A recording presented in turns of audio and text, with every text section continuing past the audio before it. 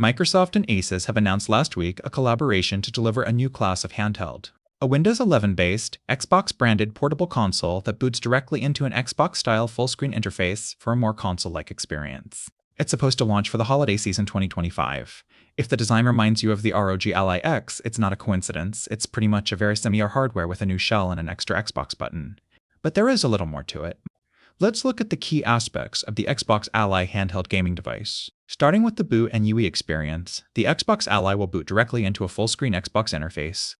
This not only provides an immersive gaming environment, but also optimizes system resources, saving about 2 GB of RAM and reducing idle power usage compared to its regular ROG Ally counterparts that boot into the Windows desktop with the Armoury Crate UI. When it comes to ecosystem integration, Xbox Play Anywhere is a standout feature.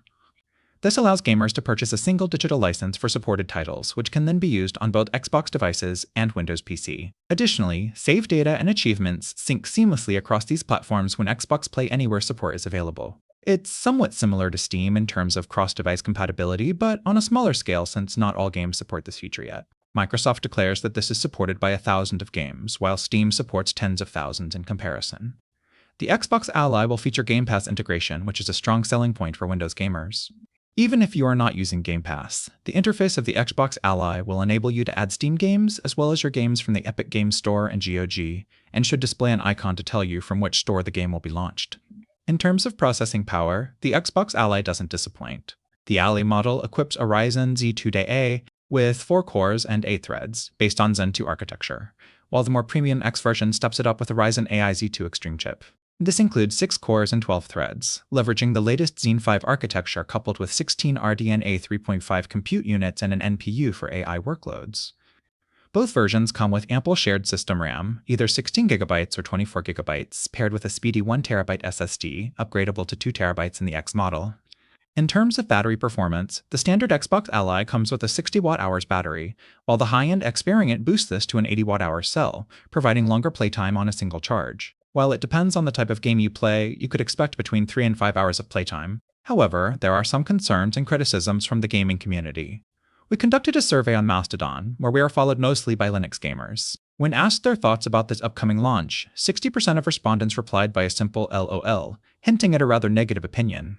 Some users expressed skepticism about its performance and ergonomics, noting that while it might offer better handling, the added weight is due mainly to a larger battery pack, making it heavier than some of its competitors like the ROG Ally X. The community also points out that, despite Microsoft's push for cross-platform playability with features like Xbox Play Anywhere, the library of supported games remains relatively small compared to platforms like Steam. This could limit the true potential of this device as a Game Anywhere solution. Of course, you will be able to leverage other stores like Steam on this device, so whether this makes a huge difference in the end is debatable. Last but not least, Microsoft has stumbled many times in the past when it comes to execution on mobile devices. Will this time be any different? We already know that the current Windows 11-based handhelds actually perform better when you install SteamOS or Bazzite on them, so Microsoft will have to do a lot of convincing to claim superiority on such devices. Now, this leaves us with Valve. How are they going to react to this upcoming launch? Will it lead them to accelerate the announcement of the Steam Deck 2? Will they focus on supporting more and more third-party devices with SteamOS in order to increase their footprint over Windows 11 as a platform? Or could they be playing the price card, by reducing the current pricing of the Steam Deck in order to increase its value proposition over this new device? Hard to say at the moment, but all options are on the table. It also depends on how far Microsoft intends to support this launch marketing-wise, and how serious they are to partake into the portable PC gaming market. The second half of 2025 should be rather exciting with the increased competition out there. Stay tuned.